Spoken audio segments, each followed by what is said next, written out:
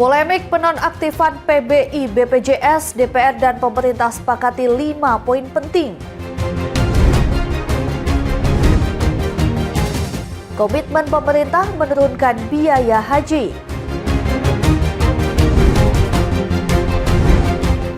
Nama pesohor tanah air ada dalam arsip Epstein. Halo pemirsa setia Berita Nasional TV, senang sekali Berita Nasional Petang kembali hadir menyapa Anda. Selain 3 berita utama tadi, akan ada informasi lainnya yang akan kami sajikan untuk Anda. Bersama saya, Ajeng Tiara.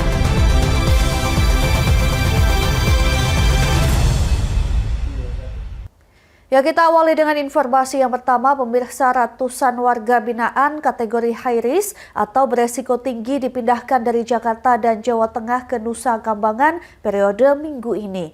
Total ada 2.189 warga napi kategori high risk dipindahkan ke Nusa Kambangan.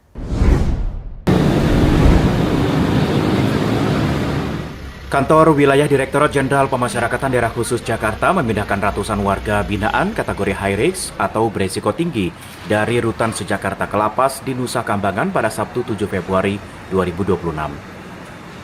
Pemindahan dilaksanakan dengan pengawalan dan pengamanan ketat melibatkan unsur petugas pengamanan gabungan dari Direktorat Jenderal Pemasyarakatan, Kantor Wilayah, Polres Metro Jakarta Timur, serta petugas lapas dan rutan se-DKI Jakarta guna memastikan seluruh tahapan berjalan aman, tertib, dan sesuai prosedur. Pemindahan warga binaan ini ke Nusa Kambangan sebagai salah satu penataan sistem pemasyarakatan dan mendukung optimalisasi pembinaan, pengendalian, kapasitas hunian, serta penguatan aspek keamanan. Langkah strategis ini untuk mendukung kebijakan nasional pemasyarakatan dalam upaya membersihkan lingkungan pemasyarakatan dari peredaran gelap narkotika dan telepon genggam. Dengan pemindahan ini diharapkan tercipta kondisi lapas dan rutan lebih kondusif, serta proses pembinaan narapidana bisa berjalan lebih efektif dan berkelanjutan. Dihitung-hitung, sebanyak 214 warga binaan kategori high risk dipindahkan dari Jakarta dan Jawa Tengah ke Nusa Kambangan periode minggu ini. Total, terdapat 2.189 warga binaan kategori high risk dipindahkan ke Nusa Kambangan.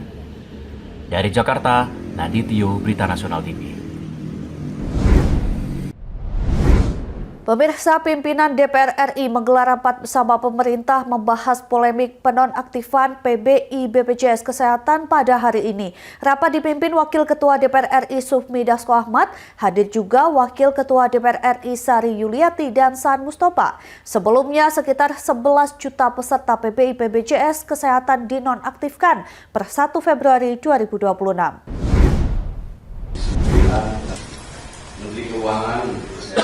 Pimpinan DPR RI menggelar rapat bersama pemerintah membahas perbaikan ekosistem tata kelola jaminan sosial kesehatan terintegrasi di ruang Komisi 5 DPR Kompleks Parlemen Senayan, Jakarta pada Senin 9 Februari 2026. Rapat ini dipimpin Wakil Ketua DPR RI Sufmi Dasko Ahmad. Hadir juga Wakil Ketua DPR RI Sari Yulianti dan Saan Mustafa. Selain itu turut hadir Menteri Keuangan Prubaya Yudi Sadewa, Menteri Kesehatan Budi Gunadi Sadikin, Menteri Sosial Saifullah Yusuf, Menteri PPN atau Kepala Bappenas Rahmat Pambudi, Kepala Badan Pusat Statistik Amalia Adininggar Widya Santi, dan Direktur Utama BPJS Kesehatan Ali Gufran Mukti. Turut hadir Ketua Komisi 8 DPR RI Marwan Dasopang, Wakil Ketua Komisi 8 DPR RI Abdul Wahid, Wakil Ketua Komisi 9 DPR RI Yahya Zaini. Dasko mengatakan agenda rapat mengenai polemik penonaktifan BPJS Kesehatan PBIJK atau penerima bantuan iuran jaminan kesehatan. Rapat ini sebagai respon atas dinamika terjadi di masyarakat. Lebih jauh, Dasko menerangkan PBI merupakan sebuah program bantuan sosial dari pemerintah kepada masyarakat yang tidak mampu berupa jaminan kesehatan nasional agar mereka tidak perlu mengeluarkan biaya berobat. Meski begitu, tidak semua masyarakat berpeluang mendapatkan BPJS Kesehatan PBI ini. Hanya mereka dari kalangan miskin atau rentan miskin yang berhak menjadi prioritas program tersebut. Karenanya, perlu ada perbaikan ekosistem tata kelola jaminan kesehatan terintegrasi dalam rangka mitigasi penonaktifan program BPJS Kesehatan penerima bantuan iuran. Mahendra Dewananta, Adi Chandra, Berita Nasional TV. Ya, Wakil Ketua DPR RI Sufmi Dasko Ahmad memimpin rapat kerja dengan pemerintah menanggapi polemik penonaktifan peserta PBI BPJS Kesehatan. Rapat ini untuk mencari jalan keluar dari polemik penonaktifan sejumlah peserta penerima bantuan iuran Badan Penyelenggara Jaminan Sosial atau PBI BPJS Kesehatan.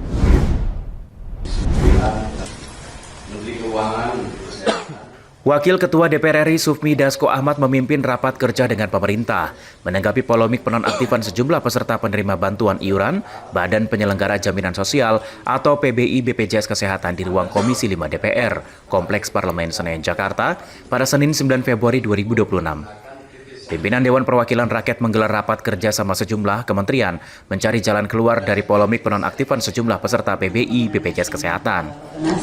Dan juga di sini Wakil Ketua DPR Sufmi Dasko Ahmad memimpin pembukaan rapat dengan mengatakan pertemuan ini merupakan wujud dari respon lembaga legislatif. Dasko didampingi Wakil Ketua DPR lain yakni Sari Yulianti dan Saan Mustafa. Turut hadir pula pimpinan Komisi 8, Komisi 9, dan Komisi 11 DPR. Sebelumnya sekitar 11 juta peserta PBI BPJS Kesehatan dinonaktifkan per 1 Februari 2026. Direktur Utama BPJS Kesehatan Ali Gufron Mukti mengatakan penonaktifan tersebut seiring proses pemutakhiran data status ekonomi masyarakat dilakukan Kementerian Sosial. Menurut Ali Gufron, peserta tidak masuk kriteria penerima bantuan digantikan oleh masyarakat lain yang lebih berhak sesuai dengan ketentuan. Gufron menegaskan jumlah total peserta penerima bantuan iuran jaminan kesehatan tercatat di BPJS Kesehatan tidak mengalami perubahan, yakni tetap sebanyak 96,8 juta orang. Perubahan data peserta PBI BPJS Kesehatan secara tiba-tiba memicu polemik, terutama setelah berdampak pada pasien gagal ginjal yang membutuhkan layanan cuci darah. Komunitas pasien cuci darah Indonesia melaporkan sedikitnya 30 pasien gagal ginjal tertahan di loket pendaftaran rumah sakit karena status kepesertaan BPJS Kesehatan mereka tiba-tiba dinonaktifkan. Menteri Sosial Saifullah Yusuf mengatakan peserta dinonaktifkan masih bisa mengajukan reaktivasi apabila terbukti memenuhi kriteria, yakni berada pada kelompok desil 1 hingga desil 4 dalam DTSN. Sembari proses reaktivasi berjalan, Saifullah meminta rumah sakit dan fasilitas kesehatan tidak menolak pasien penerima bantuan iuran jaminan kesehatan yang membutuhkan layanan cuci darah maupun pelayanan medis mendesak. Alokasinya tetap cuma dialihkan. Ibu tapi benar ya, Bu, ada ratusan ya, Bu, ratusan yang tiba-tiba dinonaktifkan. Jutaan. Jadi tahun lalu aja kita menonaktifkan lebih dari 13 juta ya. 87.000 diantaranya melakukan reaktivasi. Jadi ada proses reaktivasi. Boleh ya warga yang mungkin merasa memenuhi kriteria untuk melakukan reaktivasi. Jadi diaktifkan kembali. Jadi dari 13 juta untuk tahun lalu ya, ini saya bicara tahun 2025 itu kita menonaktifkan untuk menonaktifkan itu artinya mengalihkan yang dari yang kita anggap tidak memenuhi kriteria kepada mereka yang memenuhi kriteria. Dari 13 juta itu yang diaktifkan kembali itu sekitar 87.000. Mahendra Dewananta, Ade Chandra, Berita Nasional TV. Ya, pemirsa, DPR dan pemerintah selesai menggelar rapat perbaikan tata kelola jaminan sosial kesehatan terintegrasi pada siang ini. Rapat menyepakati 5 poin kesepakatan penting, diantaranya penerima bantuan iuran jaminan kesehatan BPJS Kesehatan akan dibayarkan pemerintah dalam 3 bulan ke depan.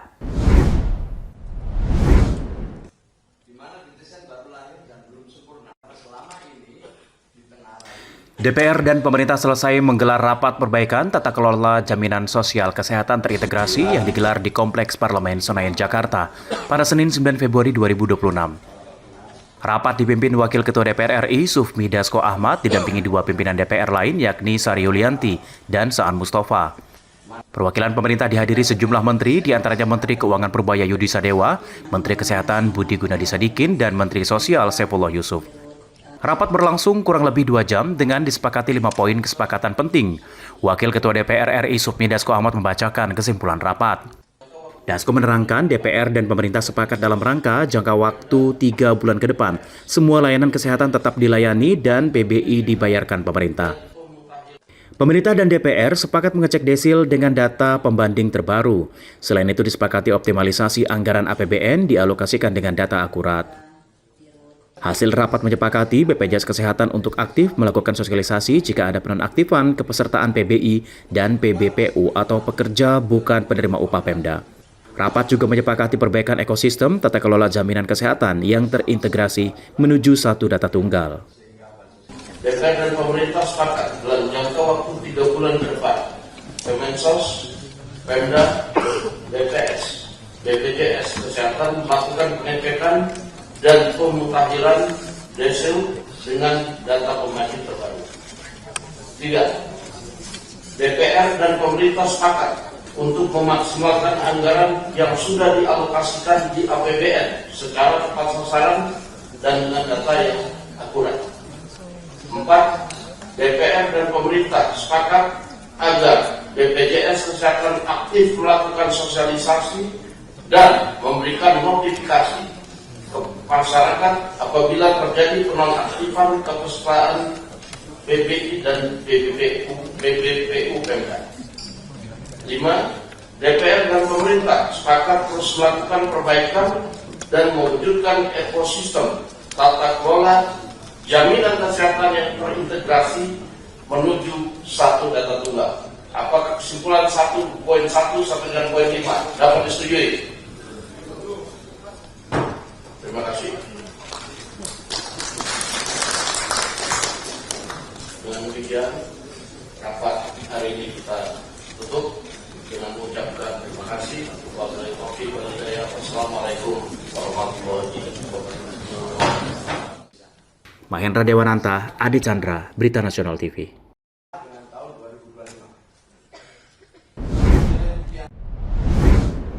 Menjelang perayaan Tahun Baru Imlek 2026, suasana pasar lama di Kota Tangerang, Banten mulai dipadati warga Tionghoa yang antusias berburu pernak-pernik Imlek. Di pasar ini beragam dekorasi bernuansa merah seperti lampion, angpau hingga ornamen tempelan menjadi buruan guna memeriahkan perayaan Imlek di rumah maupun tempat usaha.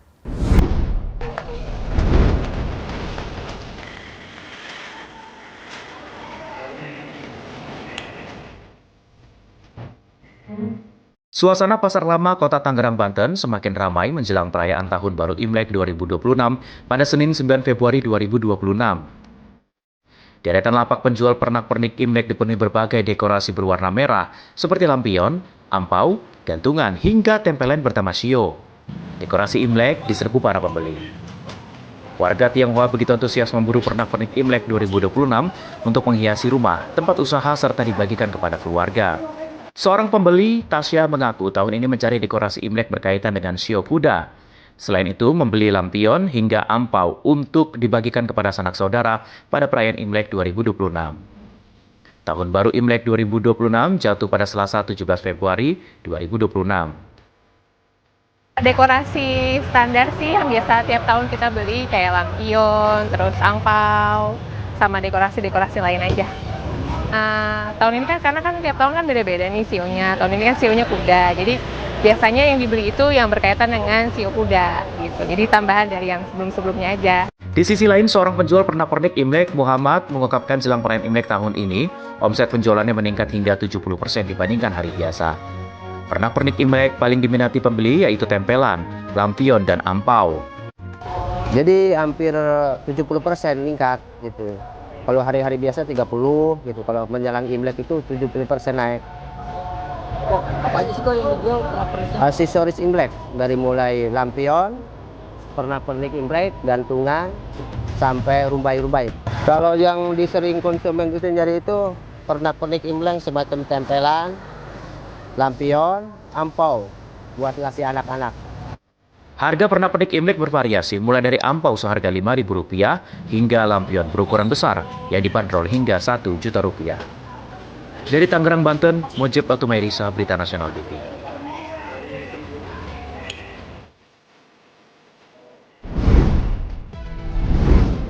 Presiden Prabowo tegaskan komitmen pemerintah untuk turunkan biaya haji. Informasi selengkapnya usai jeda, tetaplah bersama kami di Berita Nasional Petang.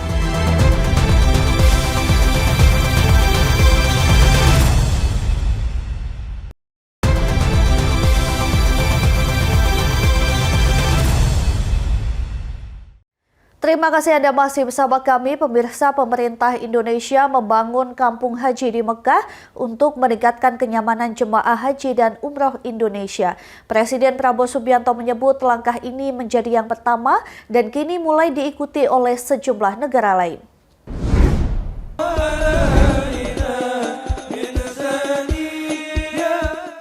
Presiden Republik Indonesia Prabowo Subianto menyatakan langkah ini membangun permukiman bagi jemaah haji di Mekah atau kampung haji, mulai diikuti oleh sejumlah negara lain. Hal ini disampaikan Prabowo saat memberikan sambutan dalam acara Mujahadah Kubro 1 Abad Nahdlatul Ulama pada Minggu 8 Februari 2026. Prabowo menjelaskan rencana pembangunan kampung haji dapat terwujud berkat hubungan erat antara Indonesia dan Arab Saudi. Menurutnya pemerintah Arab Saudi bahkan mengubah regulasi yang memungkinkan negara lain membeli lahan di Mekah sebagai bentuk penghormatan kepada Indonesia. Presiden menyebut Indonesia menjadi negara pertama yang menerima manfaat dari kebijakan tersebut yang disebut sebagai momen bersejarah dalam hubungan kedua negara. Langkah ini diharapkan mampu memberikan kemudahan dan kenyamanan bagi jemaah haji Indonesia dalam menjalankan ibadah di Tanah Suci. Ini adalah pertama kali dalam sejarah bahwa pemerintah kerajaan Saudi mengizinkan bangsa lain memiliki tanah di kota suci Mekah. Saudara-saudara sekalian, mereka merubah undang-undang mereka khusus untuk memberi penghormatan kepada bangsa Indonesia. Akibat kita, banyak negara lain sekarang menyusul. Insya Allah, Kampung Haji Indonesia adalah yang pertama kali akan kita dirikan. Kita berharap dalam 3 tahun kita sudah punya kampung haji yang bagus. Pembangunan kampung haji akan dilaksanakan secara bertahap dengan target awal sekitar 1.000 unit kamar yang diharapkan rampung dalam beberapa bulan ke depan. Pemerintah menargetkan proyek ini selesai dalam 3 tahun agar jemaah haji dan umrah Indonesia dapat menempati hunian yang layak dengan pelayanan yang lebih baik. Tim Liputan, Berita Nasional TV. Masih seputar ibadah haji, Presiden Prabowo Subianto menegaskan komitmen pemerintah untuk menurunkan biaya haji bagi jemaah Indonesia. Komitmen tersebut disampaikan sekaligus dengan rencana pembangunan Kampung Haji Indonesia di Kota Suci Mekah sebagai upaya meningkatkan pelayanan dan kenyamanan jemaah.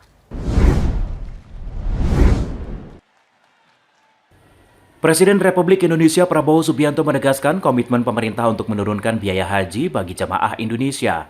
Hal ini disampaikan saat memberikan sambutan dalam acara Mujahadah Kubro 1 Abad Nahdlatul Ulama di Stadium Gajayana, Malang, Jawa Timur pada Minggu 8 Februari 2026. Presiden menyebut upaya ini sebagai bagian dari langkah pemerintah memberikan pelayanan terbaik bagi masyarakat dalam menjalankan ibadah haji dan umroh. Dalam pidatonya, Presiden Prabowo mengungkapkan Indonesia untuk pertama kalinya mendapatkan kehormatan dan hak memilih lahan di Kota Suci Mekah, Arab Saudi. Lahan tersebut akan dimanfaatkan untuk membangun Kampung Haji Indonesia yang diharapkan menjadi kawasan terintegrasi bagi jemaah dengan fasilitas hunian layak serta layanan penunjang ibadah yang lebih baik. Kita akan membangun kampung haji di Mekah untuk jamaah haji dan mereka yang melaksanakan umroh. Nanti dijamin semua jamaah akan mendapat hunian yang layak, tempat yang baik, tidak usah ragu-ragu lagi, tidak boleh ada macam-macam lagi. Pelayanannya akan terbaik dan saya bertekad menurunkan biaya haji untuk rakyat Indonesia. Pemerintah menargetkan pembangunan kampung haji Indonesia dapat terwujud dalam waktu 3 tahun ke depan. Pada tahap awal, sekitar 1.000 kamar ditargetkan sudah tersedia dalam beberapa bulan mendatang, dan pembangunan akan dilanjutkan dengan bertahap, dengan harapan dapat meningkatkan kenyamanan jemaah, sekaligus menekan biaya akomodasi haji dan umroh bagi masyarakat Indonesia. Tim Liputan, Berita Nasional TV. Masa-masa yang akan datang.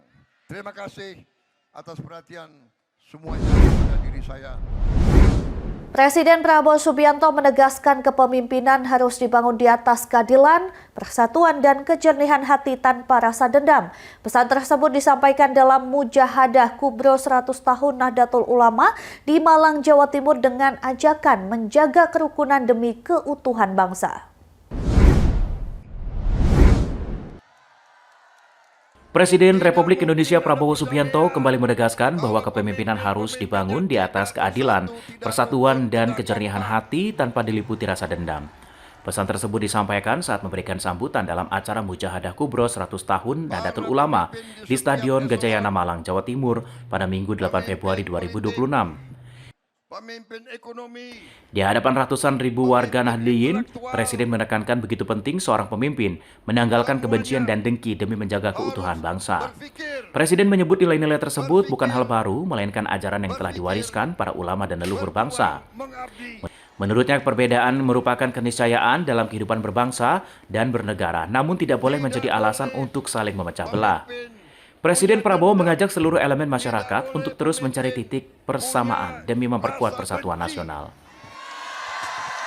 Tidak boleh pemimpin punya rasa dengki.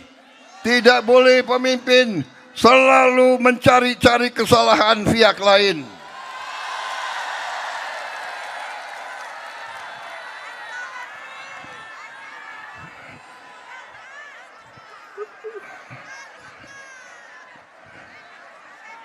Guru-guru kita, kiai-kiai kita, leluhur kita mengajarkan selalu, miko dhuwur mendem jero.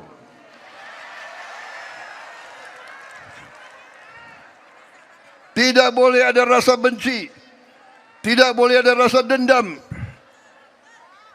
Berbeda tidak masalah, sesudah berbeda cari persatuan. Cari kesamaan, musyawarah untuk mufakat.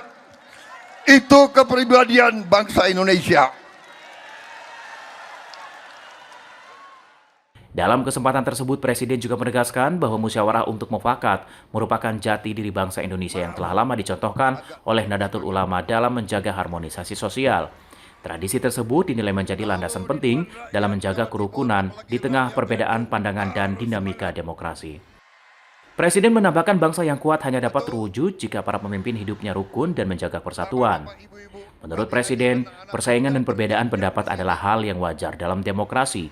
Namun pada akhirnya seluruh elemen bangsa harus bersatu demi mewujudkan Indonesia yang adil, makmur, serta bebas dari kemiskinan. Tim Liputan Berita Nasional TV. Karena itu sambutan saya persingkat saja. Ya.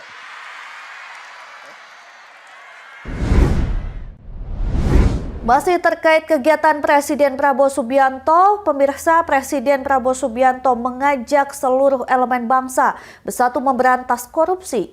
Presiden menegaskan pemberantasan korupsi menjadi kunci menjaga kekayaan negara dan mewujudkan kesejahteraan rakyat.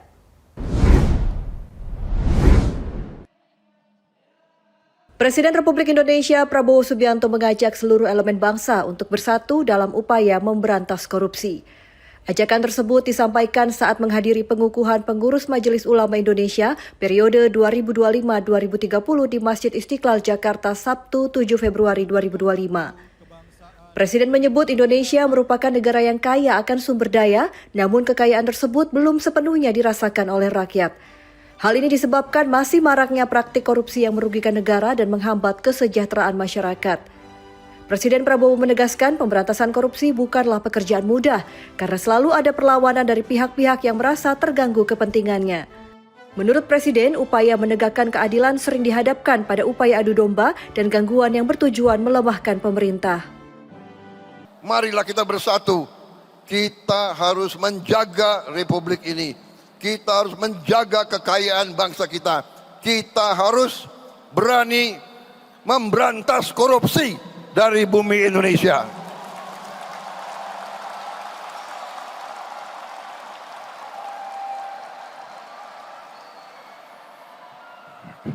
Ini tidak ringan. Tiap kali kita mau berantas, tiap kali kita mau menegakkan hukuman, kita mau menegakkan keadilan, kita mau menegakkan hukum, tiap kali kelompok koruptor, kelompok perampok ini, kelompok garong-garong ini menyerang balik. Meski demikian, Presiden menegaskan komitmennya untuk terus menegakkan hukum dan memberantas korupsi tanpa keraguan. Ia menyatakan akan tetap konsisten menjalankan amanah rakyat demi terwujudnya pemerintahan yang bersih dan kuat di Indonesia. Dari Jakarta, Ajeng Tiara, Berita Nasional TV. Pemirsa, kami akan segera kembali dengan informasi terkait pemerintah Indonesia yang terus berupaya meningkatkan peran transmigran. Usai jeda berikut ini, tetaplah bersama kami di Berita Nasional Petang.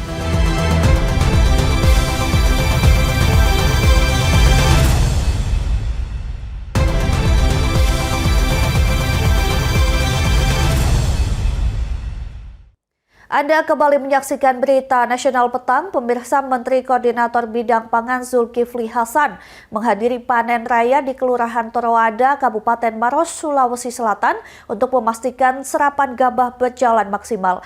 Langkah ini menjadi kunci pemerintah mengejar target surplus 4 juta ton gabah setara beras sepanjang tahun 2026. Panen, Pak.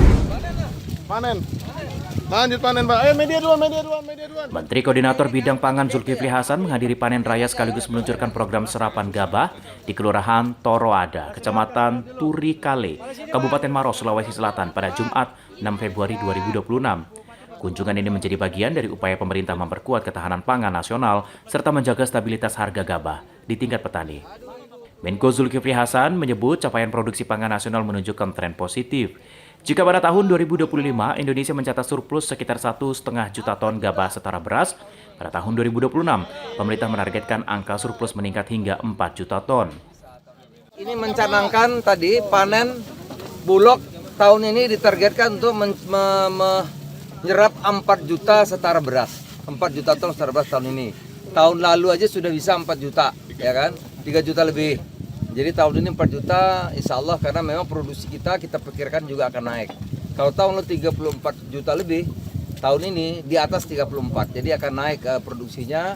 Jadi kalau Bulog kita targetkan 4 juta itu sesuatu yang wajar. Bahkan saya yakin akan bisa lebih dari 4 juta. Ya. Selain itu, Menko Pangan juga mengapresiasi kolaborasi antara TNI Polri, pemerintah daerah, penyuluh, hingga para petani yang berkontribusi langsung dalam menjaga stabilitas produksi di lapangan. Diketahui produksi padi di Kabupaten Maros sepanjang tahun 2025 mencapai 309.654 ton. Khususnya untuk lokasi panen raya di Kelurahan Toroada, luas lahan dipanen mencapai 28,6 hektar dengan indeks pertanaman 2 kali panen dalam setahun. Seiring beroperasi bendungan baru, pemerintah Kabupaten Maros optimis bisa meningkatkan luas tanam pada tahun 2026 menjadi 61.000 hektar. Dari Kabupaten Maros, Sulawesi Selatan, Tim Liputan Berita Nasional TV.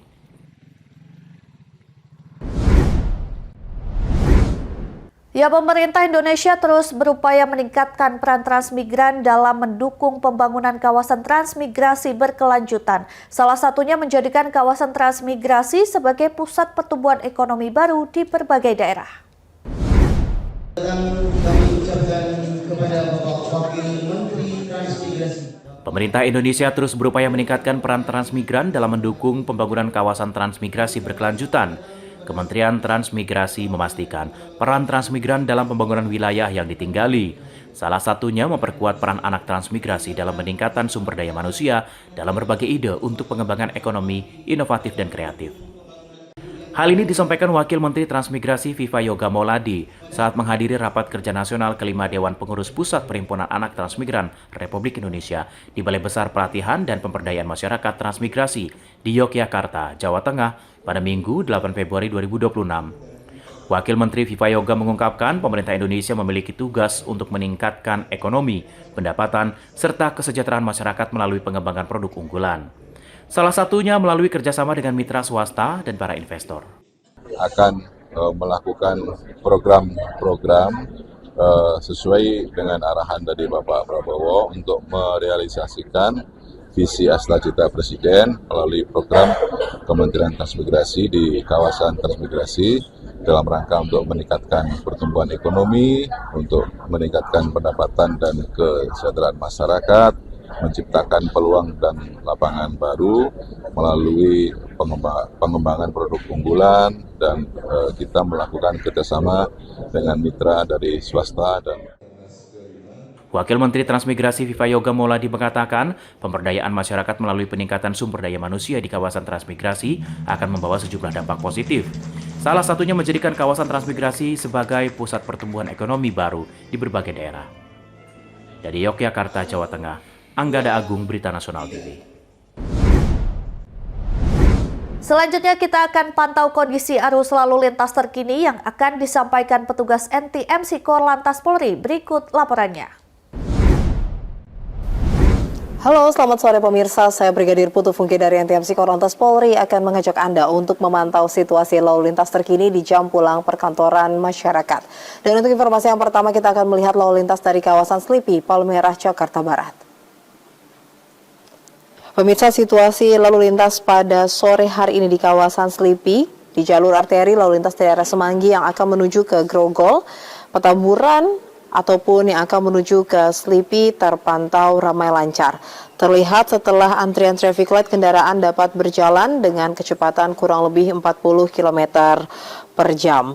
Dan di tol dalam kota lalu lintas saat ini terlihat sudah mulai terjadi perlambatan kecepatan kendaraan dari arah Semanggi yang akan menuju ke arah Tomang. Perlambatan kecepatan kendaraan ini dikarenakan sudah meningkatnya jumlah kendaraan sore hari ini bagi kendaraan yang akan menuju ke kawasan Pluit ataupun yang akan menuju ke kawasan Tomang ataupun Kebon Jeruk. Kami harapkan para pengendara untuk tetap bersabar dalam antrian, tetap gunakan jalur yang benar demi kenyamanan dalam berlalu lintas. Dan selanjutnya pemirsa, kita akan melihat lalu lintas dari kawasan Simpang Cempaka Putih atau Coca-Cola Jakarta Timur, di mana kondisi arus lalu lintas pada sore hari ini terpantau sudah mulai ramai. Hal ini terlihat dari adanya antrian kendaraan menjelang traffic light kurang lebih 200 meter ke belakang pemirsa, dan kami harapkan para pengendara yang menunggu untuk antrian traffic light untuk tetap menggunakan lajur yang benar, karena bila Anda menggunakan lajur yang salah dapat mengganggu pengendara lainnya. Dan selepas kendaraan dari arah Cempaka Putih yang akan menuju ke Pulau Gadung Tanjung Priok, setelah antrian traffic light, kendaraan dapat kembali berjalan dengan kecepatan kurang lebih 30 hingga 40 km per jam. Selanjutnya lalu lintas dari arah sebaliknya pemirsa, yaitu dari arah Pulau Gadung Tanjung Priok yang akan menuju ke Cempaka Putih terpantau ramai dan masih kondusif lancar. Dan yang ketiga pemirsa, mari kita lihat lalu lintas dari kawasan Pospol Simpang Cileunyi, Bandung, Jawa Barat. Kondisi arus lalu lintas dari tol Cileunyi yang akan menuju ke Cibiru terpantau lancar. Begitupun dari arah Garut atau Tasikmalaya yang akan menuju ke tol Cileunyi saat ini juga terpantau lancar.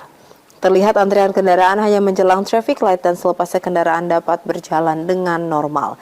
Kemudian dari arah Jatinangor yang akan menuju ke tol Cileunyi saat ini juga terpantau kondusif lancar. Namun perlu diantisipasi pemirsa akan angkutan umum yang menaik turunkan penumpang tidak pada tempatnya dan juga angkutan umum yang berhenti secara mendadak. Kami harap para pengendara untuk menjaga jarak aman kendaraan Anda dengan kendaraan lainnya. Dan yang terakhir pemirsa, kita akan melihat lalu lintas dari kawasan Jawa Tengah, tepatnya di Simpang Maya Tegal. Kondisi arus lalu lintas saat ini terpantau kondusif lancar dari arah Jakarta yang akan menuju ke Semarang ataupun dari arah Selawi yang akan menuju ke Semarang atau Tegal Kota juga terpantau lancar. Terlihat adanya antrian kendaraan menjelang traffic light hanya kurang lebih 50 meter ke belakang dan selepasnya kendaraan dapat berjalan dengan kecepatan normal. Pada sore hari ini kendaraan didominasi oleh kendaraan pribadi roda 2 dan juga roda 4. Namun kita lihat sesekali adanya kendaraan besar seperti truk ataupun bus yang melintas di kawasan Simpang Maya Tegal. Untuk itu kami harap para pengendara tetap berhati-hati mematuhi rambu-rambu lalu lintas yang berlaku. Dan pemirsa, antisipasi akan cuaca yang belakangan ini tidak menentu. Bagi Anda pengendara roda 2, pastikan Anda menggunakan jas hujan yang bukan berjenis ponco. Dan gunakanlah jas hujan di tempat yang aman. Kemudian bagi Anda pengendara roda 4, pastikan wiper kendaraan Anda dapat berfungsi dengan baik. Selanjutnya pemirsa, bagi Anda yang ingin mendapatkan informasi terkini terkait kondisi arus lalu lintas, Anda dapat mengakses Instagram kami di @ntmc_korlantas_polri. Demikian saya Brigadir Putu Fungki melaporkan, semoga bermanfaat dan tetap hati-hati di jalan. Pemirsa, usai jeda kami akan menghadirkan informasi terkait tokoh Indonesia di arsip Epstein. Tetaplah bersama kami di Berita Nasional Petang.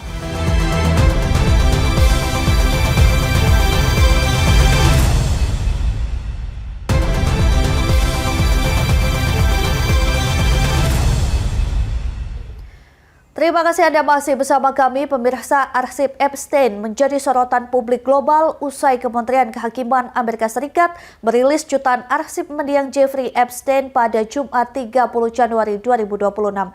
Dalam halaman dokumen tersebut ditemukan sejumlah nama tokoh asal Indonesia disinggung dalam berbagai konteks. Departemen Kehakiman Amerika Serikat merilis jutaan dokumen Jeffrey Epstein berisi foto, video, riwayat percakapan melalui email dan lainnya sehingga bisa diakses publik. Arsip ini menjadi topik pembicaraan selama beberapa hari terakhir sejak dirilis pada Jumat 30 Januari 2026. Dokumen diantaranya berupa laporan penyelidikan dan email menjadi barang bukti selama persidangan kasus Epstein. Departemen Kehakiman menerbitkan lebih dari 3 juta halaman tambahan sebagai bagian dari Undang-Undang Transparansi Berkas Epstein yang ditandatangani Presiden Amerika Serikat Donald Trump pada 19 November 2025. Dokumen tambahan meliputi lebih dari 2.000 video dan 180.000 gambar. Dokumen memuat nama beberapa tokoh termasuk dari Indonesia. Penyebutan figur Indonesia dalam berkas ini memiliki latar belakang beragam dan tidak serta-merta mengindikasikan keterlibatan pidana. Dokumen memuat nama tokoh Indonesia berupa clipping berita, korespondensi institusi atau catatan transaksi bisnis tersimpan dalam arsip penyidikan.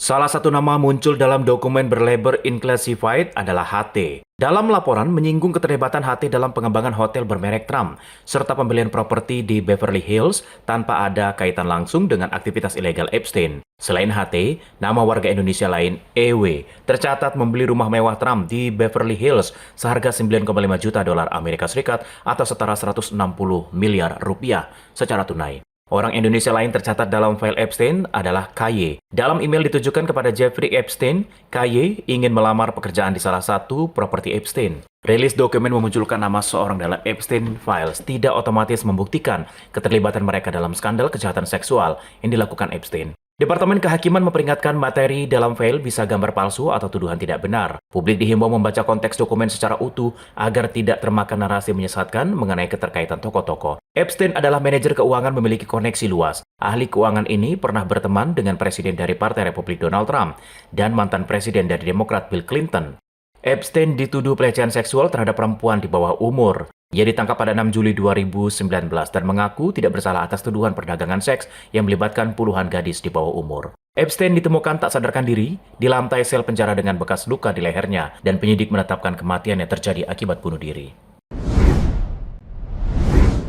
Beralih ke kabar lain, pemungutan suara dimulai di seluruh Jepang pada Minggu 8 Februari 2026. Perdana Menteri Jepang Sanae Takaichi diprediksi meraih kemenangan besar dalam pemilihan umum ini. Hasil ini berpotensi meningkatkan ketegangan Jepang dengan Cina. Jepang menggelar pemilihan umum pada Minggu 8 Februari 2026. Diberitakan Kyodo, pemilu dilaksanakan di tengah hujan salju lebat, mengkhawatirkan mempengaruhi jumlah pemilih. Takaichi memanfaatkan popularitas pribadi mengamankan mayoritas suara. Takaichi, Perdana Menteri wanita pertama Jepang pada Oktober 2025, yang berjanji mengundurkan diri sebagai pemimpin Jepang jika koalisi gagal memperoleh mayoritas di majelis rendah yang berpengaruh. Ia memperoleh mandat publik guna memajukan kebijakan ekonomi dan keamanannya bersama sekutu, koalisi baru Partai Demokrat Liberal. Hampir 1.300 kandidat bersaing memperebutkan 465 kursi, terdiri dari 289 kursi di daerah pemilihan tunggal dan 176 kursi melalui sistem perwakilan proporsional. Di tengah kesulitan masyarakat Jepang mengatasi kenaikan biaya hidup, sejumlah partai politik besar berjanji mengurangi beban pajak selama masa kampanye. Perdana Menteri Jepang Sanae Takaichi diprediksi meraih kemenangan besar. Takaichi dikenal dengan gaya komunikasi tegas dan kepribadian unik, menjadikan populer terutama di kalangan pemilih muda. Hasil ini berpotensi meningkatkan ketegangan Jepang dengan China. Sanae Takaichi berpartisipasi sebagai Perdana Menteri perempuan pertama Jepang. Proyeksi sejumlah media lokal dikutip AFP, Takaichi berhasil mendorong blok penguasa menuju mayoritas 2/3 di majelis rendah. Jika hasil ini terjadi, maka akan menjadi capaian terbaik bagi Partai Demokrat Liberal atau LDP sejak pemilu 2017 di bawah kepemimpinan Shinzo Abe, mentor politik Takaichi yang tewas ditembak pada 2022. LDP diperkirakan merebut sekitar 300 dari total 465 kursi di majelis rendah. Angka ini meningkat tajam dari 198 kursi sebelumnya, sekaligus mengembalikan mayoritas absolut yang hilang pada pemilu 2024. Jepang mengadakan pemilihan umum pada Februari untuk pertama kali dalam 36 tahun. Langkah ini diambil Takaichi menuai kritik karena hujan salju lebat di banyak wilayah menyulitkan kampanye. Pemilu sebelumnya pada Oktober 2024 terbukti menjadi momen penting karena LDP di bawah pendahulu Takaichi kehilangan kendali mayoritas di parlemen. Di antara tema kampanye penting adalah penanganan Takaichi terhadap ketegangan diplomatik antara Jepang dan China yang dipicu pernyataan Takaichi tentang kemungkinan krisis Taiwan serta hubungan Jepang dengan Amerika Serikat yang merupakan sekutu keamanan terdekatnya. Pernyataan tersebut menuai kecaman dari Beijing yang menganggap Taiwan sebagai bagian dari wilayahnya dan tidak menutup opsi penggunaan kekuatan untuk merebut pulau demokratis tersebut, dan situasi pun memanas usai kunjungan Presiden Amerika Serikat Donald Trump di Jepang mendapat sambutan penuh dari Takaichi. China memanggil duta besar Jepang memperingatkan warganya agar tidak berkunjung ke negeri Sakura serta menggelar latihan udara bersama Rusia. Kemenangan Taiji dikhawatirkan bisa memperburuk hubungan Jepang dan China.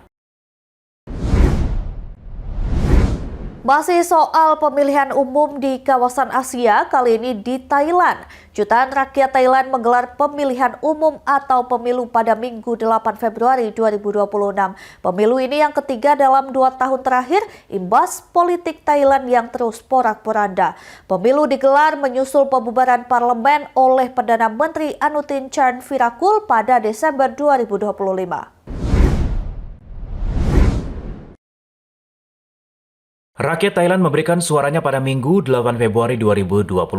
Pemilihan umum atau pemilu kali ini menjadi pertarungan kubu Reformis House Perubahan melawan Aliansi Konservatif kini memegang kendali pemerintahan. Pemerintah Thailand selanjutnya bakal menghadapi pertumbuhan ekonomi yang lesu dengan sektor pariwisata belum kembali ke level tertinggi sebelum COVID-19. Tantangan lain adalah sengketa perbatasan berlangsung lama dengan Kamboja. Pemilu kali ini menjadi ajang kompetisi bagi 3 tokoh yang membidik kursi Perdana Menteri. Ketiga calon PM ini yakni Ketua Partai Rakyat Natapong Rungpanyawut. Selain Natapong, ada PM Pertahanan Anutin Charnvirakul. Ia merupakan seorang pilot sekaligus pewaris kerajaan bisnis konstruksi. Anutin bisa menjadi PM lantaran 2 pendahulunya dilengsarkan di pengadilan. Partai Bum Jaitai dipimpinnya juga hanya meraih posisi ketiga pada pemilu sebelumnya. Anutin secara luas diperkirakan akan terus mempertahankan jabatannya apapun hasil pemilu ini. Terkait ada Yot Hanan Wongsawat, Profesor Teknik Biomedis di salah satu universitas termuka Thailand. Wongsawat menjadi penerus terbaru dari dinasti politik populis dirintis pamannya, mantan Perdana Menteri sekaligus miliarder telekomunikasi Thaksin Shinawatra. Menjelang hari pemungutan suara, pengamat politik Tintinan Pongsodirak memperingatkan kekuatan di luar arena politik kalian bisa menentukan hasil akhir. Pengamat Napon Jaturispitak menyebut sistem Thailand memungkinkan orang terpilih dilemahkan oleh mereka yang tidak terpilih melalui mandat langsung. Sejarah mencatat sering terjadi Perdana Menteri terpilih dicopot atau partai politik dibubarkan pemerintah Yudisia. Kudeta terakhir pada 2014 diikuti 5 tahun pemerintahan junta.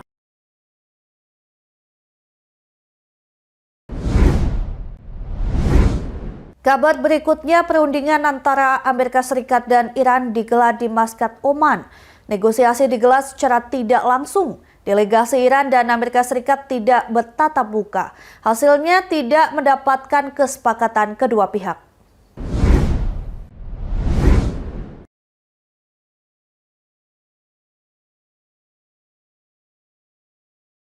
Pertemuan antara Iran dan Amerika Serikat di Muscat, Oman pada Jumat 6 Februari 2026 membuka peluang kelanjutan dialog dua negara yang sempat terhenti. Perundingan berakhir tanpa menghasilkan kesepakatan kedua pihak. Meski begitu, pertemuan ini dianggap sebagai langkah awal melanjutkan diplomasi program nuklir Iran. Dalam pelaksanaan negosiasi berlangsung secara tidak langsung, utusan Iran dan Amerika Serikat tidak bertatap muka langsung, melainkan menyampaikan pandangan mereka melalui perantara diplomat Oman. Menteri Luar Negeri Iran Abbas Araghchi menilai pembicaraan sebagai awal menjanjikan. Menurutnya dialog bisa terus dilanjutkan apabila hambatan berupa ketidakpercayaan antara negara berhasil diatasi. Abbas Araghchi menyebut sudah tercapai kesepakatan melanjutkan proses diplomasi, termasuk potensi pertemuan lanjutan di Muscat dalam waktu mendatang. Araghchi menegaskan diskusi dengan Amerika Serikat hanya berfokus pada isu nuklir. Menteri Luar Negeri Oman, Badr Al-Busaidi, menyampaikan pembicaraan berlangsung serius dan memperjelas posisi masing-masing pihak, mengidentifikasi area-area berpeluang menjadi titik kemajuan ke depan. Washington ingin memperluas cakupan diskusi hingga mencakup program rudal balistik Iran serta dukungan Teheran terhadap kelompok-kelompok militan di kawasan Timur Tengah. Iran menolak untuk memperluas topik di luar isu nuklir. Di tengah optimisme tersebut, Trump justru menandatangani perintah eksekutif baru pada Sabtu 7 Februari 2026. Menetapkan pemberlakuan tarif bagi negara-negara yang masih menjalin kerjasama bisnis bersama Iran. Washington mengumumkan sanksi tambahan terhadap sejumlah entitas dan kapal pengiriman membatasi ekspor minyak Iran. Data Organisasi Perdagangan Dunia atau WTO, China merupakan mitra dagang terbesar Iran dengan total impor sebesar 18 miliar dolar Amerika Serikat atau setara dengan 303,13 triliun rupiah dan ekspor senilai 14,5 miliar dolar Amerika Serikat atau sekitar 244,19 triliun rupiah sepanjang tahun 2024. Pemirsa, usai jeda kami akan mengajak Anda menjelajahi Uzbekistan, sebuah negara di jantung Asia Tengah. Tetap saksikan Berita Nasional Petang.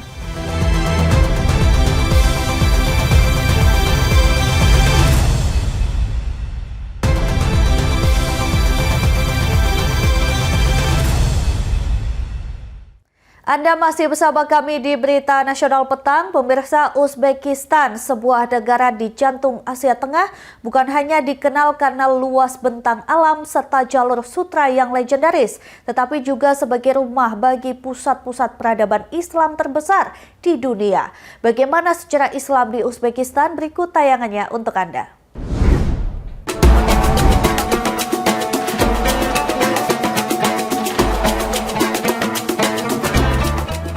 Selamat datang di Uzbekistan. Terletak di kawasan Asia Tengah tanpa akses laut, tetapi memiliki dua sungai besar, yaitu Amu Darya dan Shir Darya, yang sejak ribuan tahun lalu menjadi nadi peradaban dan perdagangan. Di tanah inilah, pada masa kekhalifahan dan dinasti-dinasti Islam, lahir kota-kota menjadi pusat ilmu, perniagaan, dan spiritualitas.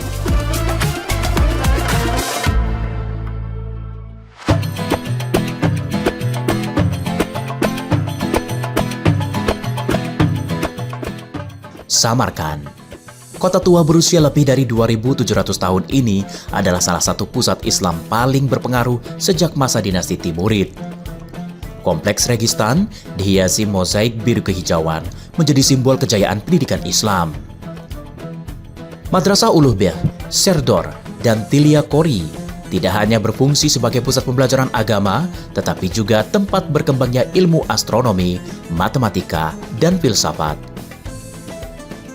Samarkand kini diakui UNESCO sebagai Crossroads of Cultures, sebuah persimpangan dunia mempertemukan peradaban timur dan barat.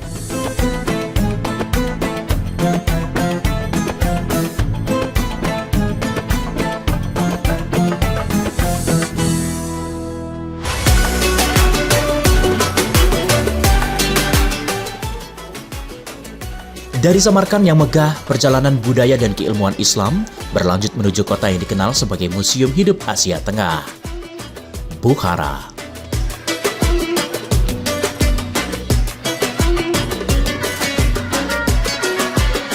Sejak lama dijuluki sebagai ibu kota spiritual Islam di kawasan Transoxiana.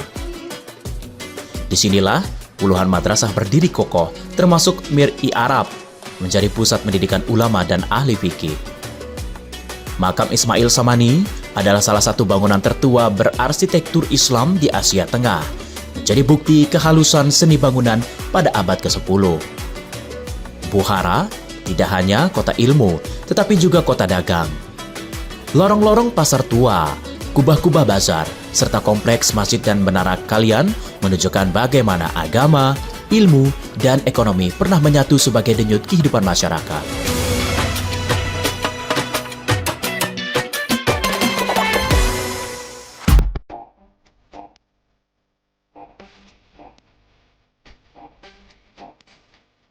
Jika Bukhara adalah kota ilmu, maka kota berikutnya adalah benteng sejarah seperti membekukan waktu. Di sisi barat Uzbekistan, berdiri Khiva.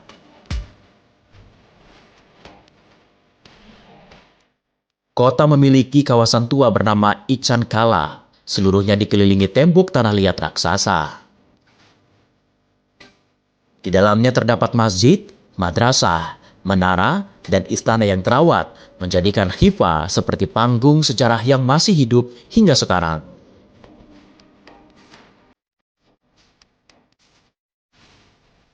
Di masa lalu, Khiva adalah persinggahan para musafir dan sarjana yang melintasi jalur perdagangan dari Persia menuju Asia Tengah. Struktur arsitektur Islamnya menghadirkan nuansa tradisional sangat otentik seperti minaret, Kalta Minor, tak pernah selesai dibangun namun justru menjadi ikon kota.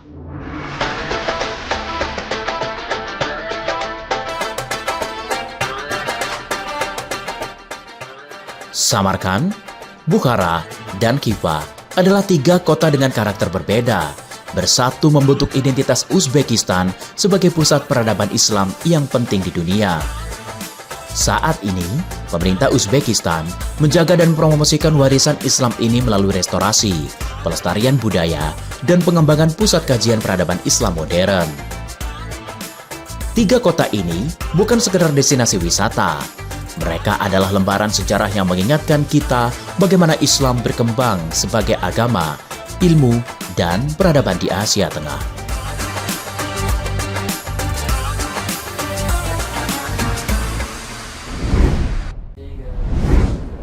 Informasi selanjutnya, Bandara Kunming di Cina menghadirkan inovasi unik dan menarik untuk penumpang yang sedang transit. Sleep capsule atau kapsul tidur ini dirancang memberikan kenyamanan saat penumpang menunggu penerbangan berikutnya. Bandara Kunming di China menawarkan solusi bagi penumpang merasa kelelahan saat transit. Sleep capsule namanya. Ruang tidur mini berdesain futuristik bisa disewa untuk istirahat sejenak. Cara penggunaannya mudah, cukup masukkan kode untuk membuka pintu secara otomatis. Di dalamnya tersedia tempat tidur empuk, colokan listrik, wifi, dan pencahayaan. Suasana sleep capsule membuat penumpang merasa menginap di hotel mini ala film Skyfi. Inovasi ini cocok bagi traveler mengalami delay atau ingin mengisi tenaga sebelum melanjutkan penerbangan selanjutnya. Informasi tadi sekaligus mengakhiri jumpa kita. Demikian berita nasional petang telah menemani Anda. Saya Centira beserta kru yang bertugas pamit undur diri. Terima kasih dan sampai jumpa.